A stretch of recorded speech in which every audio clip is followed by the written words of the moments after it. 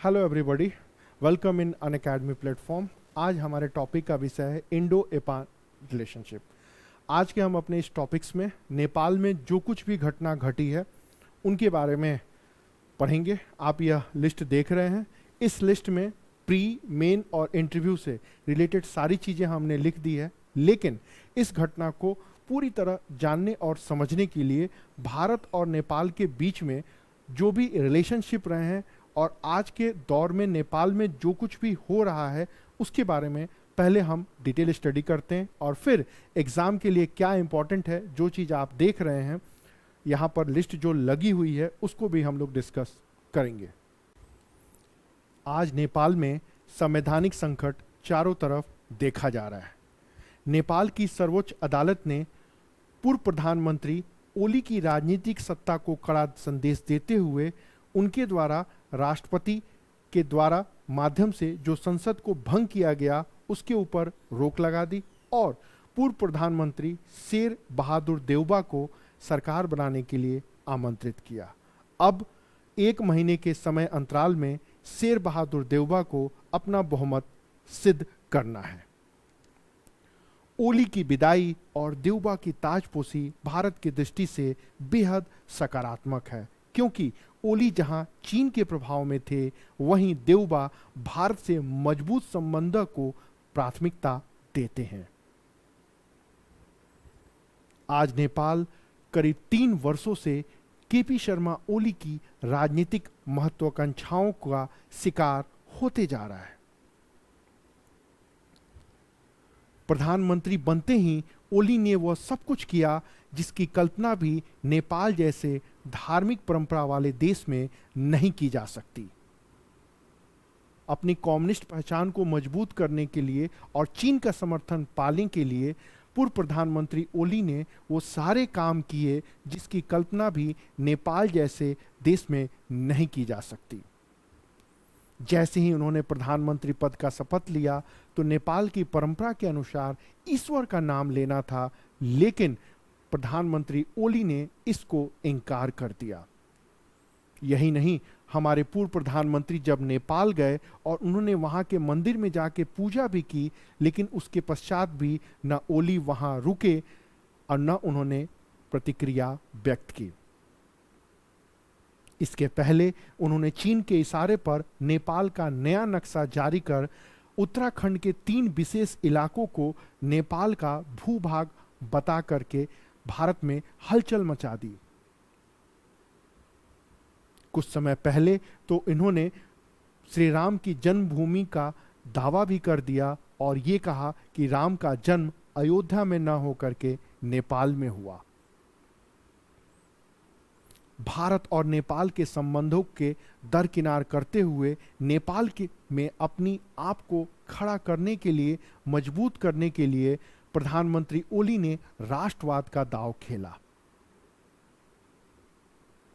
इसी राष्ट्रवाद की दांव को आगे बढ़ाते हुए पूर्व प्रधानमंत्री ओली ने भारत से नेपाल के सीमा में लगे हुए सारे इलाकों के ऊपर कुछ न कुछ नए नए वक्तव्य दे करके भारत और नेपाल के संबंधों में नई तरह से विषमताओं को जन्म दिया। नेपाली प्रधानमंत्री का यह कदम बेहद अप्रत्याशित था। उन्होंने यह ऐसे समय में किया जब भारत और नेपाल के संबंध सबसे नाजुक दौर में गुजर रहे हैं। 1800 किलोमीटर की सीमा की शांति लगभग इन क्रियाकलापों से भंग होने के कगार पर पहुंच गई। कई शताब्दियों तक राजशाही को स्वीकार करने के बाद 2007 में नेपाल का अंतरिम संविधान बना, लेकिन उसके बाद से समस्या और बढ़ती गई। इस समस्या के जड़ में कुछ हद तक कम्युनिस्ट विचारधारा भी है और कम्युनिस्ट विचारधारा में धर्म का कोई स्थान। जैसे ही प्रधानमंत्री ओली ने इस तमाम धार्मिक क्रियाकलापों से दूरी बरतना शुरू किया, वैसे वैसे उनके सहयोगी उनसे दूर होते गए। ओली के अपने ही पार्टी के नेता उनका साथ छोड़ते गए। इनमें सबसे प्रसिद्ध नेता थे बाबूराम भट्टाराई। वस्तुतः ओली के यही कुछ धर्म विरोधी विचार उनके सत्ता से विदाई का कारण बना। उनके अति राष्ट्रवाद का यह क्रियाकलाप किसी भी नेपाल के नेता को पसंद नहीं आया। सांसदों का बिखरना, एक दूसरे दलों में जाकर के मिलना टूटना प्रक्रिया जारी रही और इससे राजनीतिक अस्थिरता जन्म लेती रही। अब शेर बहादुर देउबा नेपाल के प्रधानमंत्री बन गए हैं। उनको एक निश्चित समय में अपना बहुमत सिद्ध करना है। उम्मीद यही की जा रही है कि भारत के समर्थक रहे देउबा भारत के संबंधों को नए सिरे से लाने की पहल करेंगे और कुछ वर्षों में जो भारत और नेपाल के बीच में विवाद उठा उसको शांत करने की कोशिश करेंगे। तो ये थी आज के नेपाल की वर्तमान घटनाक्रम। अब इस पूरे घटनाक्रम में हम एग्जाम के लेवल पर इनको कैसे पढ़ें उनको हम देखते हैं, अर्थात पीटी, मेंस, इंटरव्यू और एसे के लेवल पर किस प्रकार के सवाल बन सकते हैं। इन सारे एस्पेक्ट्स को आइए अब समझते हैं। अब बात करते हैं एग्जाम पर्पस की। जो कुछ भी हम लोगों ने घटनाएं देखी उनके बारे में बात करते हैं। सबसे पहले पीटी की बात करते हैं कि पीटी से कैसे सवाल बनेंगे। ये सारी लिस्ट है, लेकिन अभी जो हम लोगों ने बातचीत की वो मेंस के ऊपर फोकस था। मेंस से सवाल बनेंगे। At this time Nepal crisis का कारण क्या है, जो सवाल बनते हैं। नेपाल क्राइसिस का कारण क्या है। दूसरा, नेपाल की कौन सी ऐसी एक्टिविटी है जो भारत को चैलेंज दे रही है। तीसरा, नेपाल के इस भारत विरोधी अभियानों में चीन कहां तक रिस्पॉन्सिबल है। चौथा, भारत और नेपाल के बीच में जो अभी दौर चल रहा है उसको शॉर्ट आउट करने के लिए या उस समस्या का समाधान करने के लिए आप क्या कहेंगे। और पांचवा, भारत के पड़ोसी देशों के साथ जो भी इस समय संबंध चल रहे हैं नेपाल के संदर्भ में टिप्पणी करें। ये 5 सवाल मेंस में बन सकते हैं जो मैंने आपको लिखा है। नेपाल में वर्तमान संकट का कारण, चीन की भूमिका व भारत पर पड़ने वाला प्रभाव। इसको लिखना है आपको 125 में और 250 वर्ड में। मैंने अभी आपको ओली जी की कुछ हरकतें बताई हैं, कुछ फोटोज भी आपने देखे होंगे तो थोड़ा सा आइडिया लग गया होगा। इमेज से कई सारे फैक्ट हमारे माइंड में आ जाते हैं। दूसरा है चीन के प्रभाव से नेपाल में जन्म लेती भारत विरोधी प्रवृत्ति व इसके खतरे। मतलब चाइना का इंपैक्ट नेपाल पे कैसे हो रहा है और क्या खतरे हो रहे हैं। भाई तुम हमारे बॉर्डर पे दावा ठोक रहे हो, हमारे नदियों के ऊपर दावा ठोक रहे हो, जो पानी का डिस्ट्रीब्यूशन हो रहा है उसको तोड़ रहे हो, भारत विरोधी विचारों को आश्रय दे रहे हो, अब शब्द बोल रहे हो, गाली गलौज की वीडियोस को फायर कर रहे हो, भारत मूल के जो मधेसी लोग रहे हैं उनके प्रति तुम्हारा भेदभाव आ रहा है, संविधान में संशोधन करा रहे हो, उनको नौकरियों से हटा रहे हो, मंत्री पद से हटा रहे हो। यहाँ तक कि चाइना के प्रभाव का यही असर नहीं है, सारे स्कूलों में संस्कृत को हटा करके मंडारिन को लेके आ रहे हो। तो ये है चाइना का असर, इसकी हम डिटेल स्टडी करेंगे। अगला है पड़ोसी देशों संग संबंधों में भारत नेपाल संबंधों में आता बदलाव व इनका प्रभाव और उपस्थित चुनौतियां। कहने का मतलब है जो नेपाल के साथ हमारे रिलेशनशिप हैं और जो हमारे इंडिया के नेबर देश हैं उनमें क्या चेंज आ रहा है, क्या इंपैक्ट हो रहा है और किस प्रकार का चैलेंज हो रहा है। तो भैया श्रीलंका में चैलेंज है, म्यांमार में देख ही रहे हैं, बांग्लादेश में भी है, नेपाल में भी है, भूटान में भी है, पाकिस्तान तो है ही है, अफगानिस्तान एक नया संकट। तो बचा क्या। भारत नेपाल संबंधों में मधुरता लाने के संदर्भ में अपेक्षित सुझाव। यही वो 4-5 सवाल हैं जो इस पूरे वीडियो से मेंस में बन सकते हैं। इससे ज़्यादा आपको और मेंस के लेवल पर पढ़ने की ज़रूरत नहीं है। ध्यान रखिएगा, पढ़ने से ज़्यादा ज़रूरत है 125-250 वर्ड्स में इसका फ्रेम, इसके पॉइंट्स, इसका पूरा कंटेंट आपके माइंड में होना चाहिए। अभी तो हम लोगों ने सिर्फ वीडियो देखा, अब उस वीडियो का यूटिलाइजेशन, उस न्यूज़पेपर के आर्टिकल का यूटिलाइजेशन हम अपने आंसर में कैसे करते हैं ये मैं आपको दिखा रहा हूँ। पीटी में आते हैं। नेपाल का वर्तमान राजनीतिक संकट क्या कारण है, आपसे सवाल पूछेंगे। अभी नेपाल में क्राइसिस क्या चल रहा है, ये करंट अफेयर्स है। दूसरा, जितने पॉलिटिकल पार्टी हैं उनकी विचारधारा, नेतृत्व, यहाँ से सवाल पूछने की संभावना कम है, बट शेर बहादुर देउबा का पार्टी का नाम पूछ सकता है। क्यों पूछ सकता है। एक बार म्यांमार की जो लीडर हैं, जब उनको नोबेल प्राइज दिया गया, आंग सान सू की, उनकी पॉलिटिकल पार्टी का नाम पूछ लिया। ठीक उसी तरह श्रीलंका के शासन के प्रमुख भारत आए, महेंद्र राजपक्षे, उनकी पार्टी का नाम पूछ लिया। इसके पहले भारत में पूर्व पाकिस्तान के एक राष्ट्रपति आए हुए थे, उनका पॉलिटिकल पार्टी का नाम पूछ लिया। तो आमतौर पर पॉलिटिकल पार्टी के नाम पूछने की परंपरा यूपीएससी और आईएएस के पेपर में या आईएएस के पेपर में रही है। तो यहाँ पर आपको याद रखना होगा। भारतीय मूल के जो लोग नागरिक रहते हैं मधेसी, वो नेपाल में कहाँ कहाँ है, मैपिंग ये पूछ चुका है, उनका क्रियाकलाप ये भी पूछ चुका है।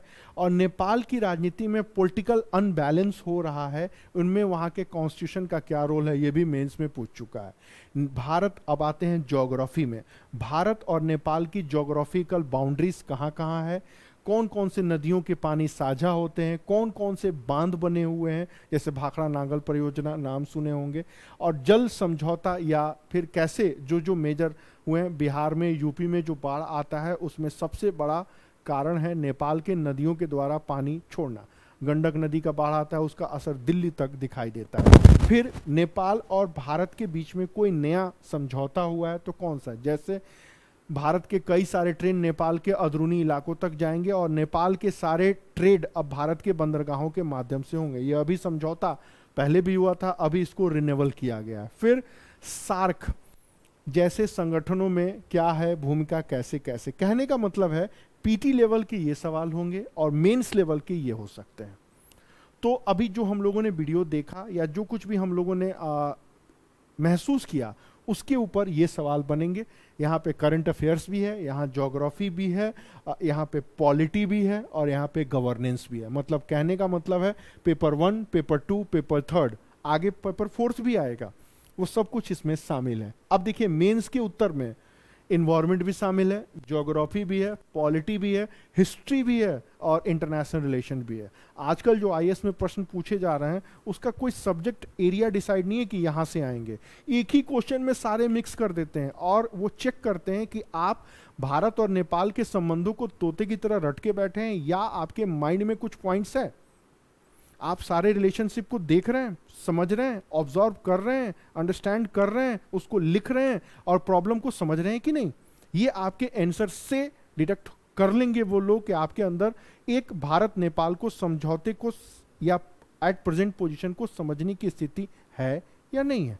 तो अब ये कहना बड़ा मुश्किल है कि ये जीएस के किस पार्ट से रिलेटेड है। सही शब्दों में ये जीएस के किस पार्ट से रिलेटेड नहीं है।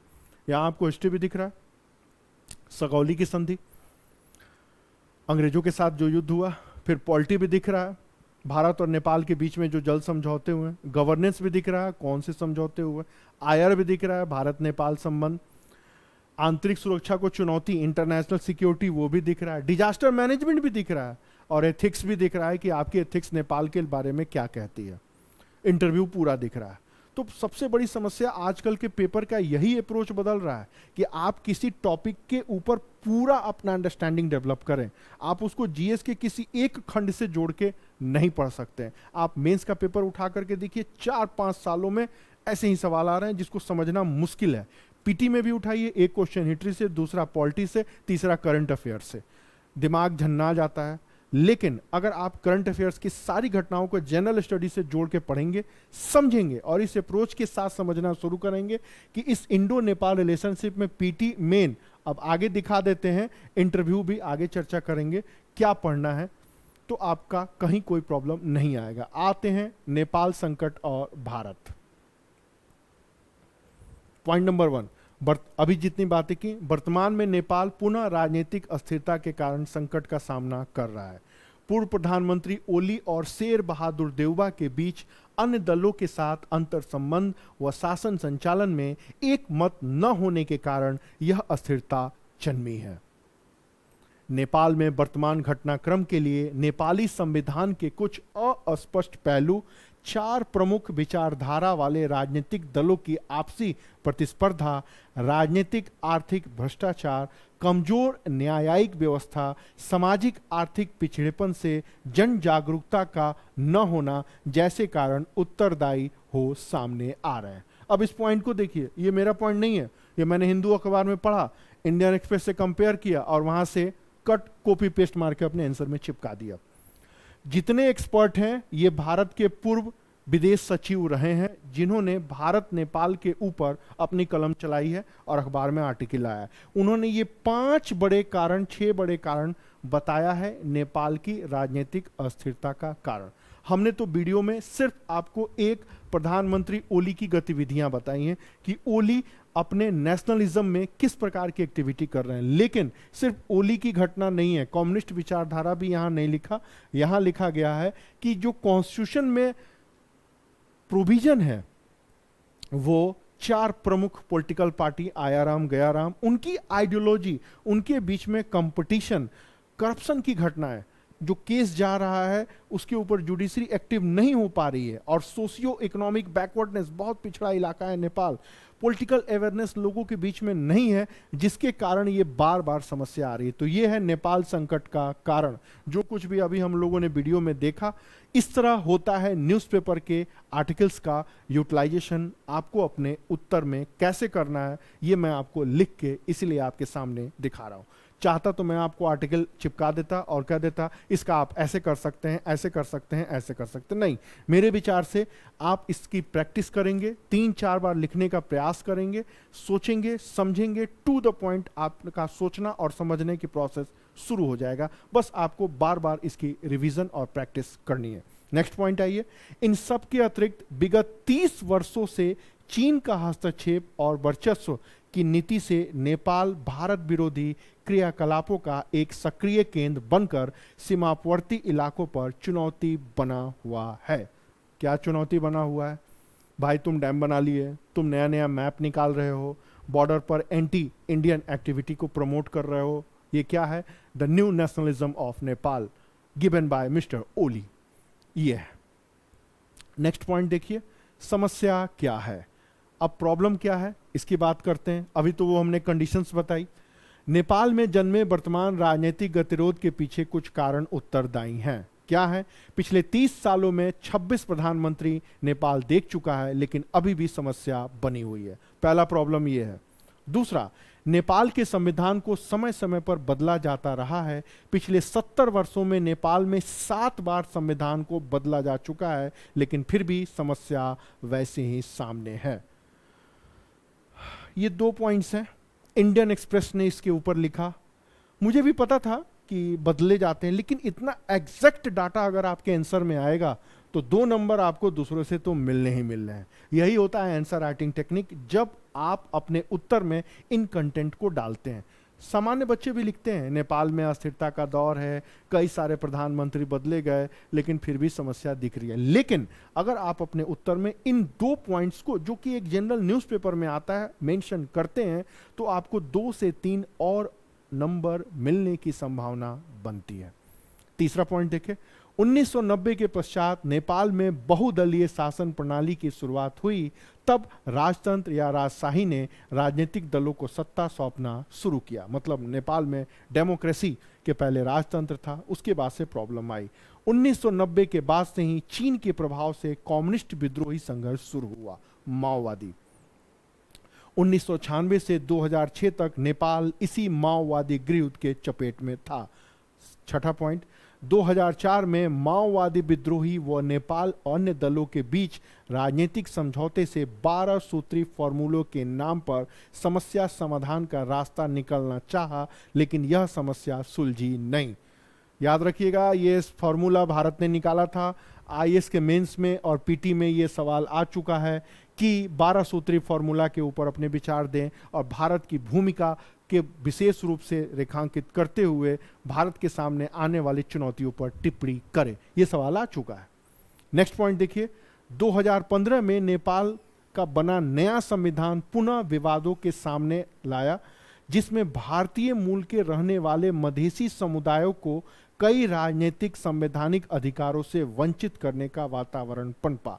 मोदी जी नए नए प्रधानमंत्री थे, नेपाल में खूब आग लगा, नाकेबंदी की गई। उन्होंने संविधान में संशोधन करके नेपाल के सारे बड़े पदों को नेपाली मूल का होने के लिए कंपलसरी कर दिया, और भारतीय मूल के जो लोग भी नागरिक मधेसी रहते थे वो बी, सी और डी श्रेणी की ही नौकरी कर सकते। इट मीन्स वो कैबिनेट मिनिस्टर नहीं बन सकते हैं, वो बड़े पद पर नहीं जा सकते हैं, वो आईएएस अधिकारी नहीं बन सकते हैं, वो प्यून बनेंगे या क्लर्क बनेंगे। ये काम इन्होंने विधिवत कॉन्स्टिट्यूशन में चेंज करके किया। ये भारत के लिए शर्म के साथ साथ चुनौती भी थी कि कैसे प्रॉब्लम सॉर्ट आउट करते हैं। और यही नहीं, भारत और नेपाल के बॉर्डरों पर आग लग गई। अगर उस टाइम के पीरियड के आप सारी तस्वीरों को देखेंगे तो वो सारे सीन आपके सामने एक बार फिर घूमने लगेंगे। नेक्स्ट पॉइंट, 2015 में नेपाल में भारत विरोधी क्रियाकलापों पर जबरदस्त प्रतिरोधात्मक जन आंदोलन जन्मा, जो दिन प्रतिदिन विकराल होता रहा उस समय।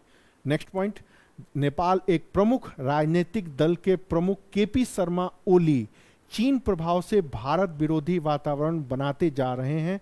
इस क्रम में नेपाल का नया नक्शा जारी करना, राम मंदिर, बौद्ध धर्म आदि के मामलों पर टिप्पणी करते रहना जैसी घटनाएं देखी गई।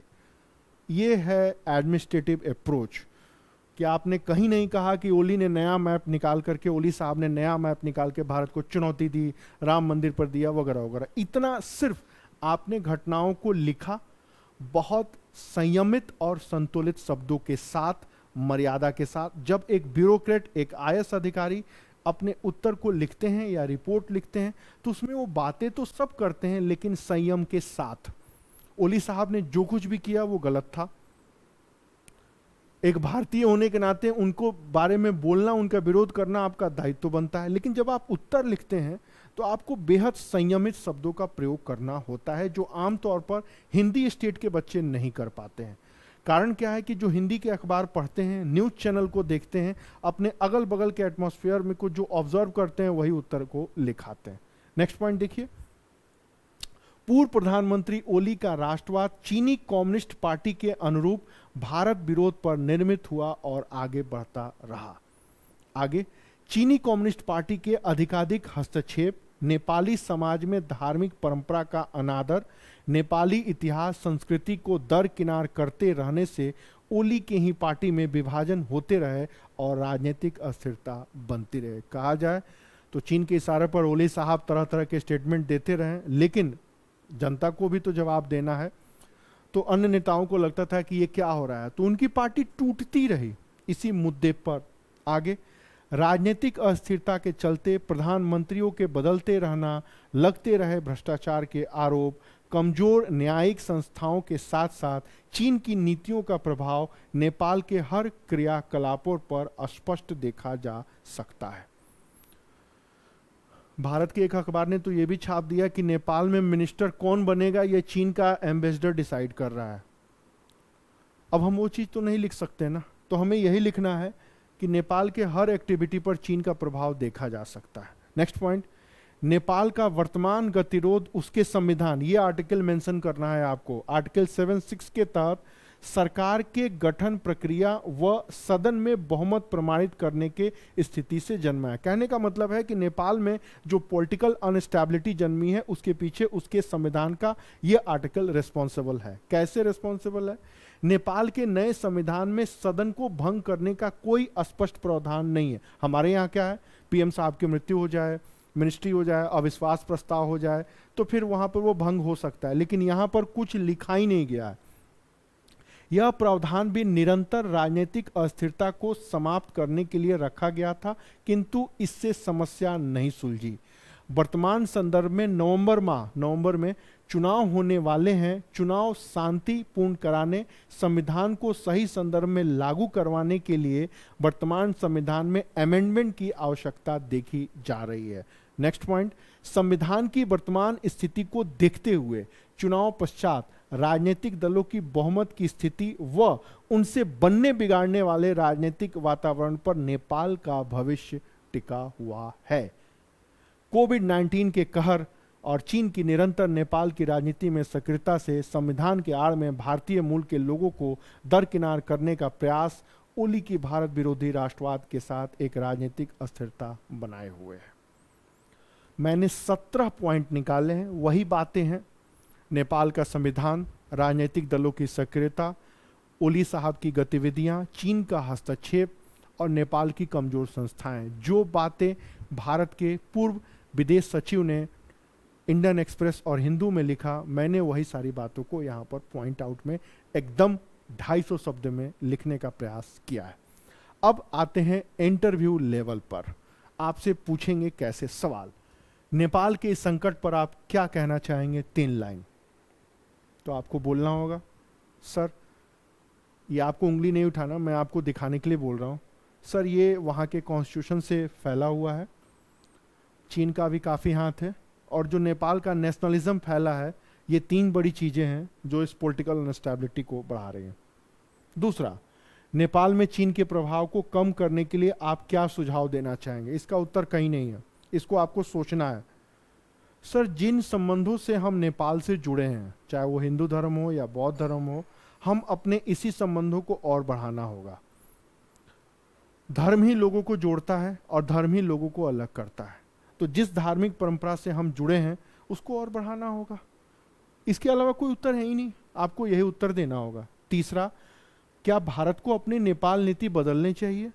सर जैसे चुनौती है उस स्थिति को देखते हुए बदलाव की तो आवश्यकता दिख रही है, क्योंकि कहीं ना कहीं भारत का विरोध नेपाल में बढ़ रहा है, और आज ये पहली बार हुआ है कि भारत विरोध चरम पर जाकर के इस समय दिख रहा है, तो बदलाव तो जरूरी दिख ही रहा है। नेक्स्ट, वर्तमान की भारत की नेपाल नीति पर आप क्या कहना चाहेंगे, यही सवाल है। तो आप कहेंगे सबसे पहले सर नेपाल के बारे में जो कुछ भी कमियां रह गई हम उसे दूर करें, जो कन्फ्यूजन हो रहा है उसे दूर करें, और वहाँ के आम जनमानस भारत के बारे में जो सोच बना रहा है उसे दूर करने का प्रयास करना चाहिए। हालांकि ऐसी परिस्थिति आ रही है, केपी शर्मा ओली साहब का जो राजनीतिक पतन हुआ उसके पीछे यही कारण है, थोड़ा और ज़्यादा नेपाल के जनमानस को भारत के करीब लाने का प्रयास करना चाहिए। नेक्स्ट, नेपाल भारतीय इतिहास संस्कृति एक है, फिर भी गतिरोध क्यों जन्म ले रहा है? अब देखिए ये भी आपको कॉमन सेंस से देना पड़ेगा। सर प्रॉब्लम को जन्म लेने में आइडियोलॉजी की बहुत बड़ी भूमिका होती है। यहाँ पर अस्पष्टता चीन की भूमिका देखी जा रही है, जो भारत और नेपाल के संबंधों में कई नई तरह की समस्याओं को जन्म दे रहा है।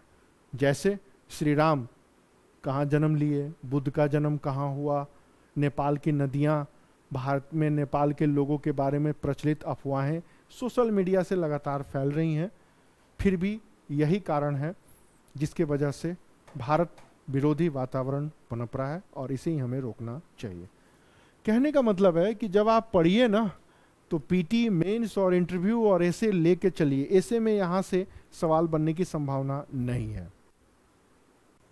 तो ये थी भारत और नेपाल के विश्लेषण की एक छोटी सी कहानी, जिसमें हमने एक छोटा सा प्रयास किया कि आज के दौर में जो नेपाल गुजर रहा है उसके बारे में आपसे चर्चा करें, और सारे घटनाओं को बताते हुए एग्जाम के लेवल पर, पीटी, मेंस और इंटरव्यू लेवल पर जो भी सवाल बन सकते हैं उसकी चर्चा करें। हम लोगों ने डिस्कशन किया, मेंस को अच्छे से कवर किया, और इंटरव्यू में किस प्रकार के सवाल बनते हैं और हम अपनी पर्सनालिटी को कैसे डेवलप करें, इन सारी बातों की चर्चा हम लोगों ने की। उम्मीद है क्वेश्चन आंसर या फिर ये कह ले किसी भी टॉपिक को समझने का ये पैटर्न थोड़ा सा डिफरेंट जरूर है, बट आपको पसंद आया होगा। ठीक है, आप अपने सवाल हमसे पूछ सकते हैं, हमारे टेलीग्राम चैनल से भी जुड़ सकते हैं, और इस प्रकार के जितनी भी सेंसिटिव घटनाएं हैं उनको सहज और सरल शब्दों में कैसे पढ़ें, कैसे समझें, और एग्जाम में हम क्या लिखें, इसके लिए हमारे कोर्स को भी ज्वाइन कर सकते हैं। ठीक है, ओके, थैंक यू।